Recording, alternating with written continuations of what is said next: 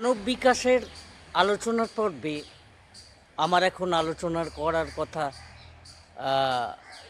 সমাজ কাঠামো বিশ্লেষণের সামাজিক। এই সমাজ কাঠামো বিশ্লেষণ করতে গেলে অতীত এবং বর্তমান ধরে করতে হয়। প্রথমে অতীতের আমরা সামাজিক যাই। সামাজিক বা সমাজ থেকে এসেছে সামাজিক। সমাজ কাকে বলে? আমি এবং আমার আশপাশ একেই বলে সমাজ। যখন যেখানে থাকা যায় তখন সেখানটাই সমাজ। মানুষের আদি সমাজ কীরকম ছিল? মানুষের আদি সমাজ ছিল গোষ্ঠীবদ্ধ মানুষ, যাযাবর মানুষ। এখানে সেখানে ঘুরে বেড়াতো, পশু শিকার করতো, কাঁচা ফলমূল খেত। এই সমাজের তো খুব বেশি পরিবর্তন, রূপান্তর দেখা যায়নি। রূপান্তর যখন দেখা যাচ্ছে তখন কৃষি সমাজে প্রবেশ করছে যখন মানুষ, তখন হচ্ছে